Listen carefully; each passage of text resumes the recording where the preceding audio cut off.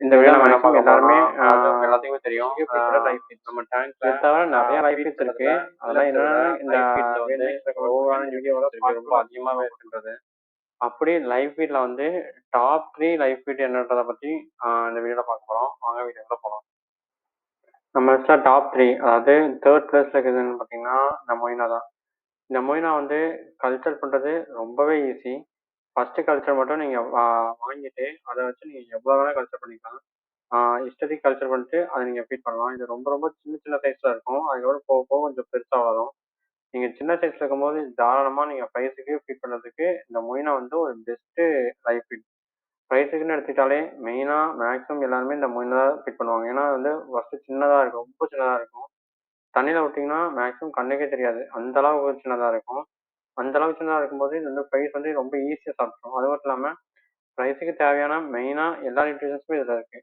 இது நீங்க பெரிய ஃபிஷ்ஷுக்கு போடுறது தான் கொஞ்சம் கஷ்டம். ஏன்னா பெரிய ஃபிஷ் வந்து டேரெக்டா கொஞ்சம் பெரிய லைஃப் தான் இருக்கும். கொஞ்சம் சின்ன லைஃப் எடுத்துக்கிறது நிறைய எடுத்துக்கிட்டா தான் இந்த பெரிய ஃபிஷ் வந்து வயிறு ஃபுல் ஆகும். அப்போ வந்து இது வந்து ரொம்ப சின்ன சின்னதா இருந்து சாப்பிடும்போது மேக்ஸிமம் தண்ணியும் சேர்ந்து சாப்பிடும் அது. அதனால இந்த மொய்னா வந்து நீங்க பெரிய ஃபிஷ்ஷுக்கு சூஸ் பண்ண வேண்டாம். உங்க டேங்க்ல ஒரு ப்ரைஸ் இருக்கு, இல்லைன்னா உங்க டேங்க்ல இருக்கிற எல்லாமே சின்ன மீன் அப்படின்னா நீங்க தாராளமா இந்த மொய்னாவை சூஸ் பண்ணலாம். மொய்னா வந்து சின்ன சின்ன ஃபிஷ்ஷுக்கு ரொம்ப ஒரு பெஸ்ட் லைஃப். இந்த மொய்னா வந்து எப்படி கல்ச்சர் பண்றதுன்னு தெரியல அப்படின்னா கீழே கமெண்ட் பண்ணுங்க. கண்டிப்பா நான் அதுக்கான வீடியோவை உங்களுக்கு சீக்கிரமா அப்லோட் பண்றேன். அடுத்து நம்ம லிஸ்ட்ல செகண்டா இருக்கிறது வந்து பிரெயின் ஸ்ட்ரிம்ப். இந்த பிரெயின் ஸ்ட்ரிம்ப்புமே பார்க்கறதுக்கு ரொம்ப சின்னதாக தான் இருக்கும். அதனால இந்த பிரெயின் ஸ்ட்ரிம்ப்புமே நீங்க மெயினா இந்த சின்ன ஃப்ரைஸ்க்கோ இல்லை புதுசாக பண்ற ஃப்ரைஸ்க்கோ இல்லை சின்ன சின்ன கப்பீஸ் இந்த ஜீப்ரா இந்த மாதிரி ஃபிஷ்க்கோ நீங்க தாராளமா ஃபீட் பண்ணலாம். இதுலயுமே ரொம்ப நல்லா ஹெல்த்தியா இருக்கு.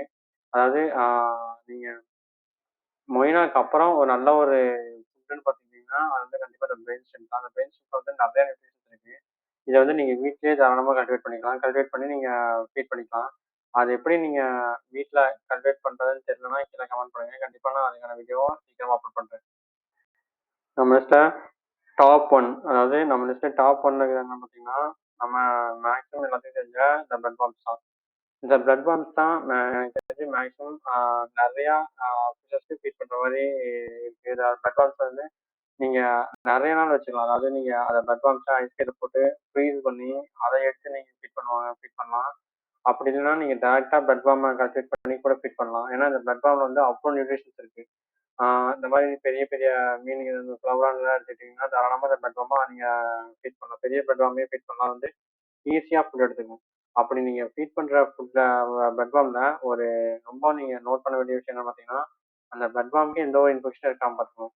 அந்த பிளட் பாம்புக்கு எந்த ஒரு இன்ஃபெக்ஷனும் இல்லைன்னா உங்க ஃபிஷ் வந்து ரொம்ப ஹெல்த்தியா இருக்கும். அதே நீங்க சில டைம் வந்து நம்ம பிளட் பாம்ப்ல இன்ஃபெக்ஷன் இருந்துச்சுன்னா அது அப்படியே டேரக்டா நம்ம ஃபிஷ்ஷுக்கு வந்து அது ட்ரான்ஸ்ஃபர் ஆகும். அப்படி ட்ரான்ஸ்ஃபர் ஆகும்போது அந்த ஃபிஷ்ஷுக்கு வர சிக்கை வந்து நம்ம க்யூர் பண்றதுக்கு ரொம்பவே கஷ்டப்படணும்.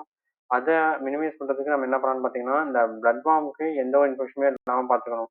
அதுக்கு நம்ம நம்ம இந்த பிளட் பாம்பை நம்மளே கல்டிவேட் பண்ணலாம். நல்லா இயற்கையை நம்மளே கல்டிவேட் பண்ணலாம். அப்படி நம்மளால பிளட் பாம்பை கல்டிவேட் பண்ண முடியலன்னா அப்படின்னா ஒரு நல்ல கடையில் போய் இந்த பிளட் பாம்பை நீங்க வாங்கிட்டு வந்துக்கலாம். வாங்கிட்டு வந்து அதை ஃப்ரீஸ் பண்ணி கூட நீங்க உங்க ஃபிஷ்ஷுக்கு ஃபீட் பண்ணலாம். அப்புறம் இந்த வீடியோ பிடிச்சிருந்துச்சுன்னா லைக் பண்ணுங்க, ஷேர் பண்ணுங்க, மறக்காம சப்ஸ்கிரைப் பண்ணிடுங்க.